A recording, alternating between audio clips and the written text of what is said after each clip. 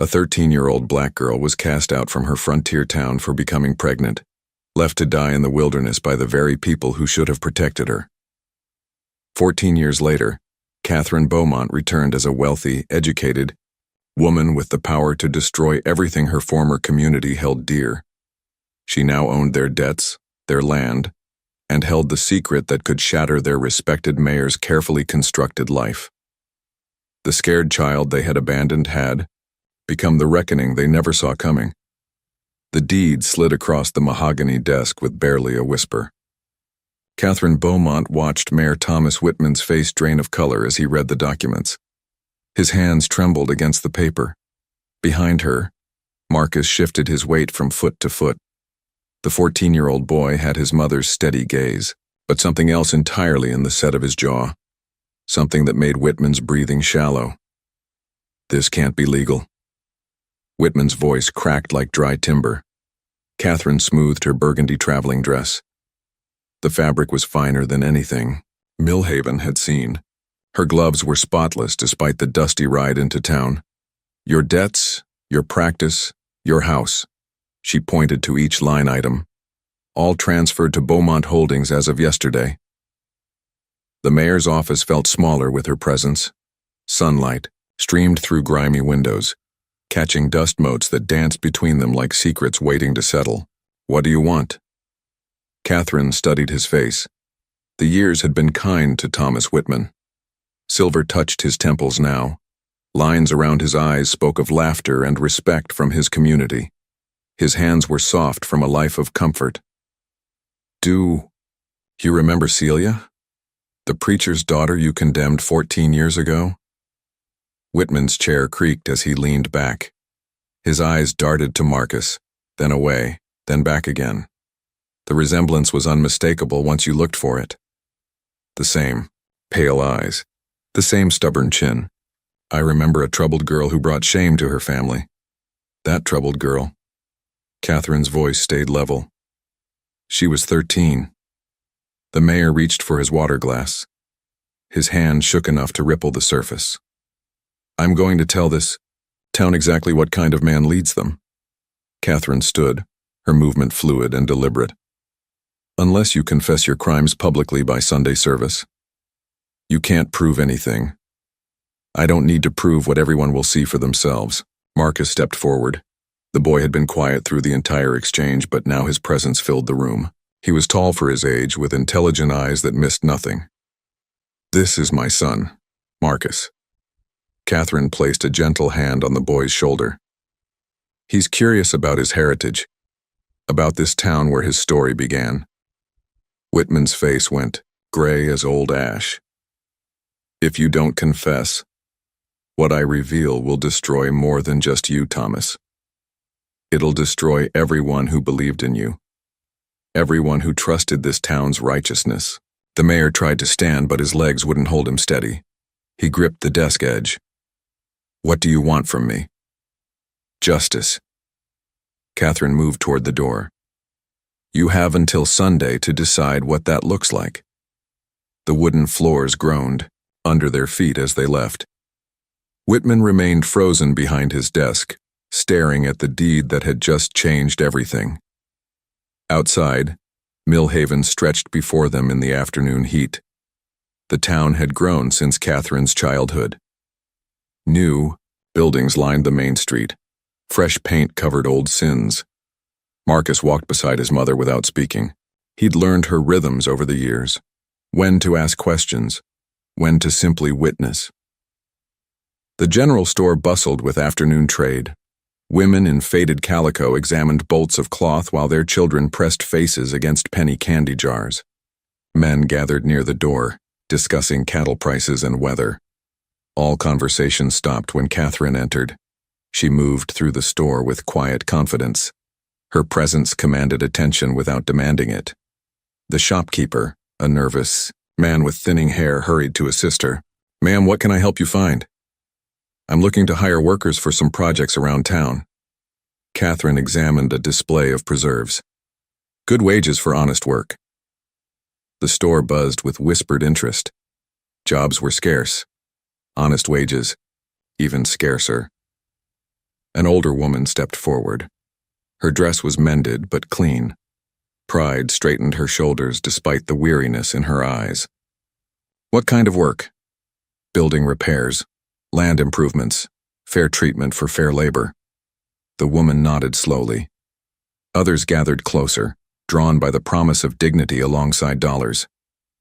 I'm Mrs. Catherine Beaumont. I'll be investing in Millhaven's future. As word spread through the store, Catherine noticed an elderly black man near the back. He leaned heavily on a walking stick, his hair white as fresh snow.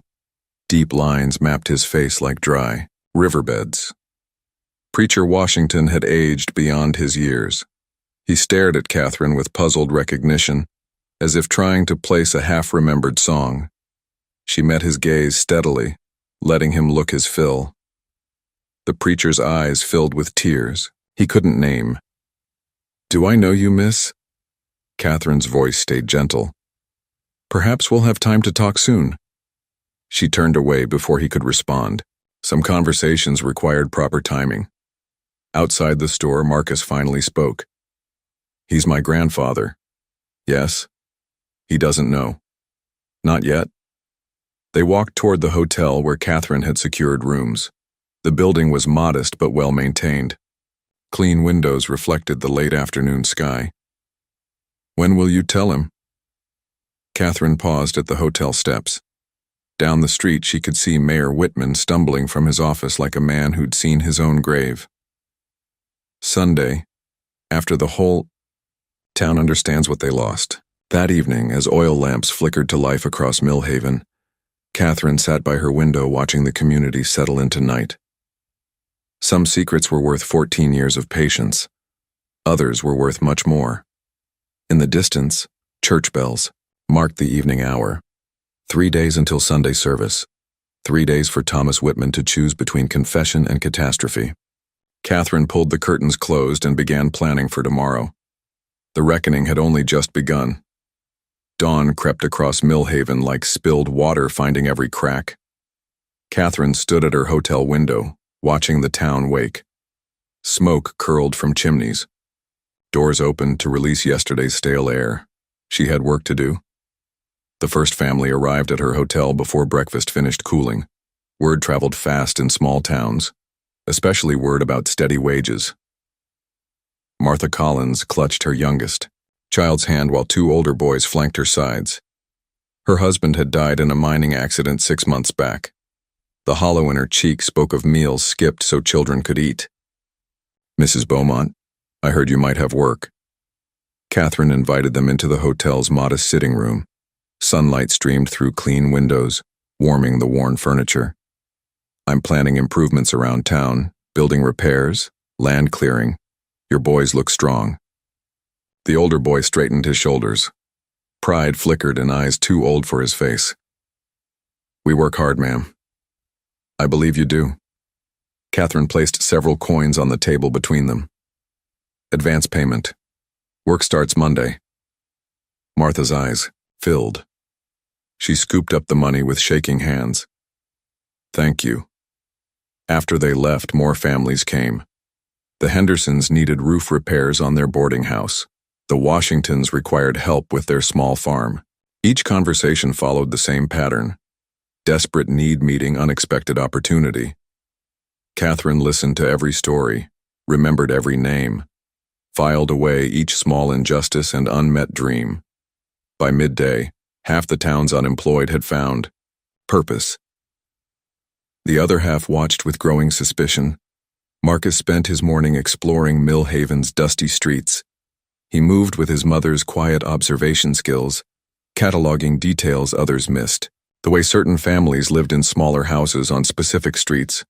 How conversations stopped when particular names were mentioned. He noticed something else too. How men would study his face, then look away quickly, as if trying to solve a puzzle they didn't want to understand. At the general store, he overheard 2 women discussing his mother. She's stirring things up. Paying folks more than they're worth? Making the rest of us look bad. Marcus bought peppermint sticks and said nothing, but he listened to every word. Sheriff Jensen spent his afternoon in the basement of the courthouse, surrounded by dusty file boxes and forgotten paperwork. The Celia Washington case had bothered him for 14 years. He'd been Deputy Jensen then, young and eager to please. When Dr. Whitman had declared the girl morally compromised, Jensen had accepted it without question. Now, reading the reports, with older eyes, inconsistencies jumped from every page. No evidence of wrongdoing. No witnesses to inappropriate behavior.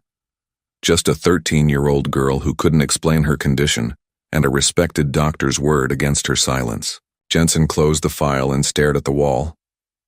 Something had been very wrong. Across town, Sarah Whitman sat in her kitchen, hands wrapped around a cold cup of tea. Through her window, she could see the hotel where Catherine Beaumont had taken rooms. She recognized those eyes, that careful way of moving through the world, like someone who'd learned early that safety was never guaranteed. Sarah had helped pack the supplies 14 years ago, had written the note directing young Celia toward the Beaumont settlement, had watched a child disappear into the wilderness because she'd been too afraid to speak the truth. Now that child had returned as a woman with power, enough to destroy everything. Sarah wondered if she deserved what was coming. At the bank, Thomas Whitman tried to concentrate on ledgers and loan applications. Numbers blurred together on the page. His hands shook every time footsteps approached. His office. Catherine Beaumont owned his debts, his house, his practice. Everything he'd built over decades of careful reputation management. But worse than financial ruin was the boy, Marcus. Walking around town with Thomas's own eyes and chin, a living reminder of choices that should have stayed buried. Thomas had convinced himself the girl had been willing, that she'd understood what was happening, that her silence afterward proved her complicity. Now, seeing his features reflected in a 14-year-old face, those lies crumbled like old paper. He'd violated a child, blamed her for his crime, watched the town cast her out to die. The banking papers swam before his eyes. Evening brought Preacher Washington to Catherine's hotel. He climbed the front steps slowly, each movement careful and deliberate. Age had bent his shoulders, but purpose straightened his spine. Catherine met him in the sitting room. Tea service waited on a small table between two chairs. "I keep thinking I know you." His voice carried the weight of years spent comforting the grieving. "But the memory won't come clear. Sometimes the past visits us in pieces." Catherine poured tea with steady hands. "Until we're ready for the whole truth." They sat in comfortable silence. Outside, Millhaven settled into night. Oil lamps flickered in windows like scattered stars. "You're doing good work here." Preacher Washington sipped his tea, giving folks hope they'd forgotten how to carry. "Everyone deserves dignity in their labor." "Yes." He studied her face in the lamplight. "Everyone deserves justice, too." Catherine met his gaze. In his eyes, she saw the father who'd once read her bedtime stories, who'd taught her right from wrong, who'd failed her when she needed him most. Justice comes in many forms. After he left, Catherine sat alone with her thoughts. Tomorrow would bring new challenges. Thomas Whitman wouldn't surrender quietly. Men like him never did.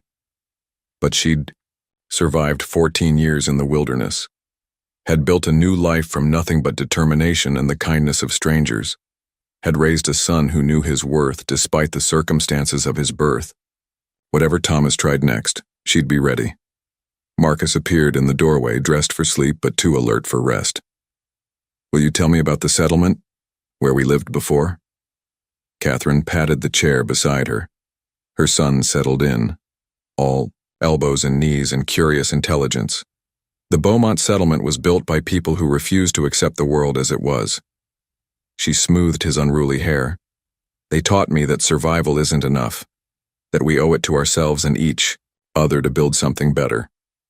"Is that what we're doing here?" Catherine looked out at Millhaven's sleeping streets. Somewhere in the darkness, Thomas Whitman was probably planning his counterattack.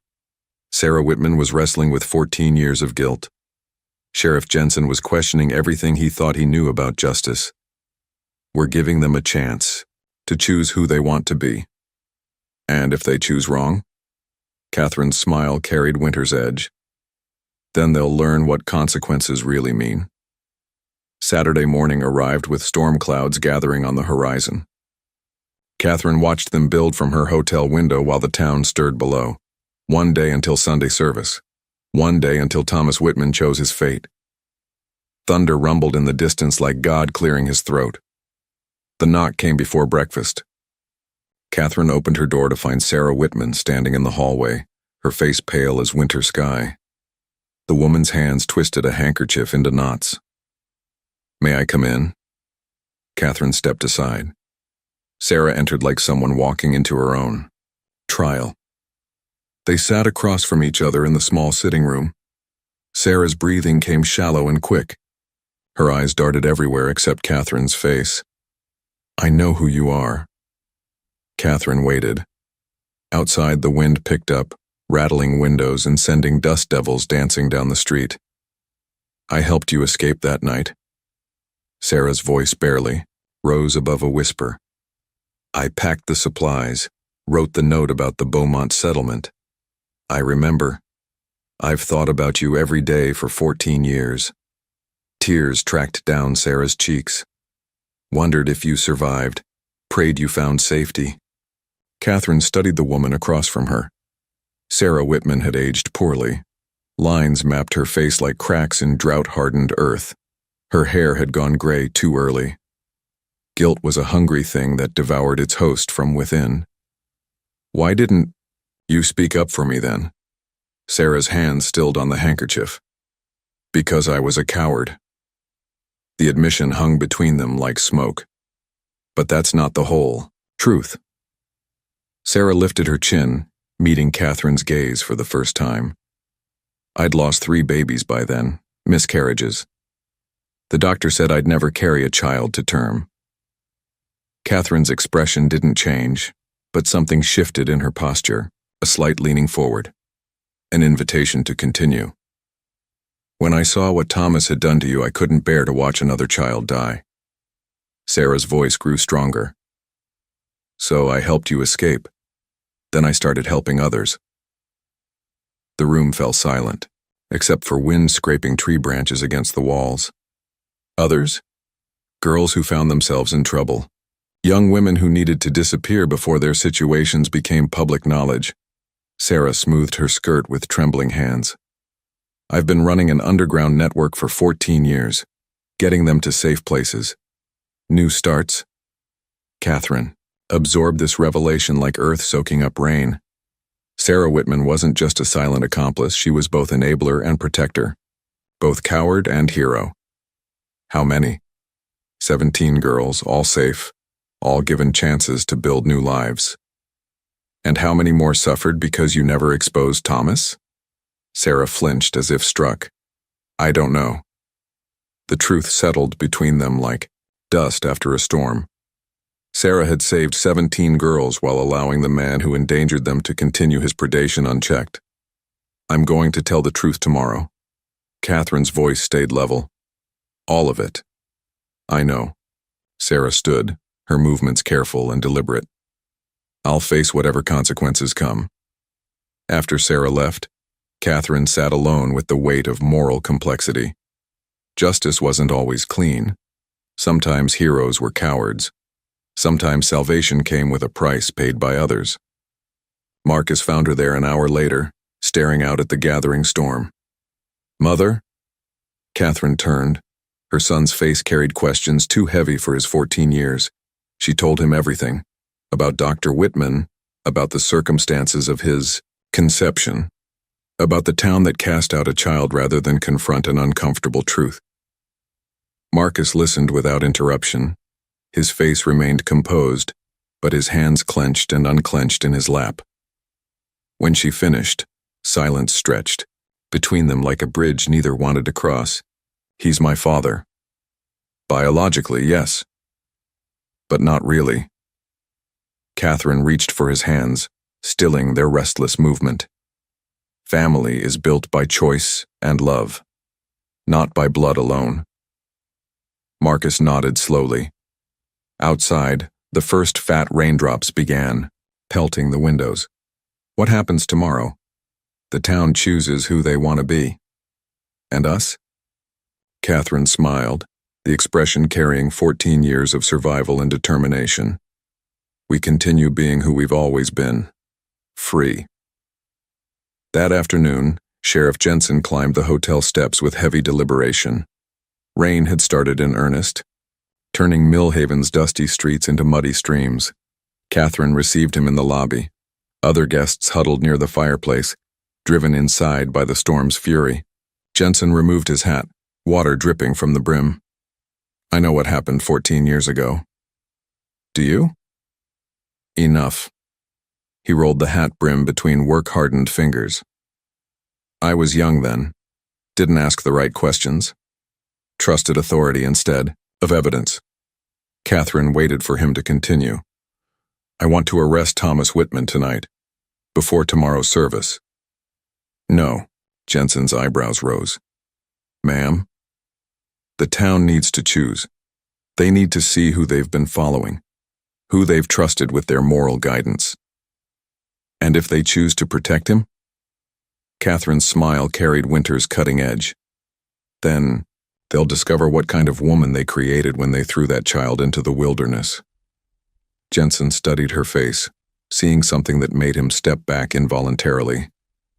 Yes, ma'am. Evening brought the storm's full fury. Lightning split the sky like cracks in a mirror. Thunder shook the hotel's foundation. Rain hammered the roof with fists of water. Catherine stood at her window, watching nature's violence paint the night in stark white flashes. Somewhere in this storm-lashed town, Thomas Whitman was making his final preparations, choosing between confession and catastrophe. Sarah Whitman was probably praying for forgiveness she didn't deserve. Preacher Washington was preparing Sunday's sermon, unaware his lost daughter sat 1 mile away. Sheriff Jensen was cleaning his badge and questioning 14 years of assumptions. And Marcus was sleeping the deep sleep of youth, secure in the knowledge that tomorrow would bring truth whatever its cost. Catherine pressed her palm against the cool glass. The storm raged outside, but inside she felt the calm that came with absolute certainty. She'd survived abandonment, wilderness, and the slow work of rebuilding a life from nothing. She'd raised a son to know his worth. She'd built power enough to purchase justice. Tomorrow, Millhaven would face its reckoning. The only question was whether they'd choose redemption or destruction. Lightning illuminated her reflection in the window, a woman transformed by fire and time into something harder than the iron rails that brought civilization west. The scared child they'd thrown away had become the judgment they never saw coming. Thunder rolled across the prairie like the voice of God announcing the end of one story and the beginning of another. Catherine smiled and went to bed. Tomorrow would bring Sunday, service, and with it, the truth that would either save Millhaven or bury it beneath the weight of its own hypocrisy.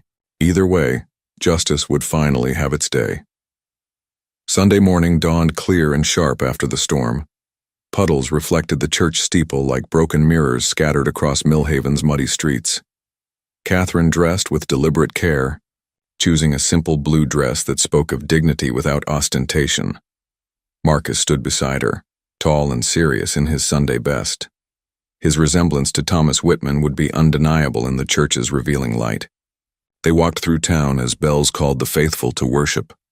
Heads turned, whispers followed in their wake like dust kicked up by wagon wheels. The church overflowed with bodies and expectation, every pew packed tight, standing room claimed, by those who sensed something momentous approaching. Catherine and Marcus took seats in the back, but their presence commanded the room's attention. Thomas Whitman sat in the front row with Sarah beside him. His shoulders curved inward like a man bracing for impact. Sarah stared at her folded hands, lips moving in silent prayer. Preacher Washington climbed to the pulpit with careful steps. His sermon notes trembled in arthritic fingers. He began speaking about forgiveness and redemption, but his eyes kept finding Catherine's face in the crowd. Halfway through his message, Catherine rose. The sanctuary fell silent as death. She moved down the center aisle with measured grace. Her footsteps echoed off wooden floors that had witnessed decades of confessions, celebrations, and sorrows. At the front of the church, she turned to face the congregation, every eye fixed on her like compass needles finding north.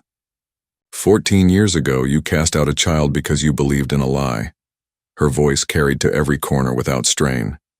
Today, I want to give you the chance to choose truth. Murmurs rippled through the pews. Recognition dawned on faces throughout the crowd. My name is Catherine Beaumont, but I was born Celia Washington. The words hit the congregation like a physical blow. Gasps and exclamations erupted from shocked throats. In the front pew, Thomas Whitman's face went white as church linen. Preacher Washington gripped the pulpit edge. Celia? His daughter nodded once. The gesture broke something inside the old man's chest. He aged 10 years in a single breath. You banished a 13-year-old girl to protect your community's moral standing. Catherine's gaze swept the assembled faces. You chose comfort over justice, reputation over truth. Before she could continue, Thomas Whitman struggled to his feet. His movement drew every eye like a magnet pulling iron filings. I have something to say. Catherine stepped aside, allowing him the floor. This was his moment to choose redemption or damnation. Whitman faced the congregation with shaking hands. Sweat beaded on his forehead despite the morning cool. 14 years ago, I failed this community. I failed that young girl. His voice cracked like old leather. I committed sins I've carried ever since. The church held its collective breath. Celia Washington and I had inappropriate relations. It was wrong, it was sinful, but we were both caught up in something neither of us fully understood. Catherine's jaw tightened. Even now, Whitman couldn't tell the complete truth. He was painting a child's victimization as mutual transgression. I've spent 14 years atoning for my mistakes, serving this community, trying to make amends through good works and faithful service. He turned toward Catherine with calculated contrition. I ask your forgiveness, Celia. I ask this congregation's forgiveness. Let us put the past behind us and move forward in Christian love. The manipulation was masterful. Whitman had confessed just enough to seem repentant while framing a child's assault as shared responsibility. He was counting on the community's desire for easy absolution. Some congregation members nodded approvingly. Others shifted uncomfortably in their seats. Catherine stepped forward again. Her movement cut through Whitman's performance like a blade through silk. Dr. Whitman speaks of inappropriate relations, of mutual sin. Her voice stayed level, but steel rang beneath the surface. I was 13 years old, a child who trusted the town doctor to heal, not harm. The distinction landed with devastating clarity. Murmurs turned to gasps as the full horror became apparent. Marcus moved to stand beside his mother. The boy's presence beside Catherine, his unmistakable resemblance to Whitman, told the story more powerfully than any words. This is my son, Marcus. Born from that crime you're so eager to forgive and forget. The congregation erupted, voices raised in shock, anger, and denial. Some called for Whitman's immediate punishment. Others demanded proof. A few began leaving, unable to face the shattering of their moral certainty. Sheriff Jensen stood from his pew, hand resting on his badge. He'd heard enough to justify arrest, but Catherine raised her hand, stopping his advance. The crowd slowly quieted, waiting for her next words. You have a choice today. Same choice you had 14 years ago. Catherine's gaze moved from face to face. You can choose truth and justice, or you can choose comfortable lies. The church split visibly. Some families rose and approached Catherine with tears and apologies. Others sat rigid in their pews, clinging to familiar narratives. Preacher Washington descended from the pulpit, on unsteady legs. He stopped before his daughter, this woman who'd survived abandonment and built strength from nothing. Can you forgive an old fool who failed you when you needed him most? Catherine studied her father's face, saw genuine remorse. There, and the crushing weight of 14 years' guilt. We'll see. The honest answer carried more grace than false absolution. As families continued choosing sides, Sheriff Jensen approached with handcuffs ready. The time for talking had passed. Justice demanded action, but Catherine placed her hand on his arm, stopping the arrest. Let him go. Jensen's eyebrows rose. Ma'am? He has to live with what he is. That's punishment enough. Thomas Whitman stared at her with confusion and desperate gratitude. He'd expected destruction, not mercy. Why? Marcus asked quietly. Catherine watched her father's broken figure moving through the crowd of people still choosing their sides. Some offered comfort, others turned away. The community would never be the same. Because mercy is the only thing they can never take away from us. As they prepared to leave the church, Catherine added quietly, almost to herself, "And he knows I can always change my mind." Outside, Millhaven stretched before them under clear sky. The storm had passed, leaving the air clean and possibilities wide open. Some townspeople followed, ready to build something better. Others remained inside, nursing wounded certainties. Catherine and Marcus walked toward their future, leaving the past finally buried where it belonged. And that is all to the story for now. Please let me know where you are tuning in from. Perhaps we will create a story there. Consider liking this video and subscribing to our channel, and if you enjoy our content, click this video on your screen. I promise you it's worth watching. See you tomorrow.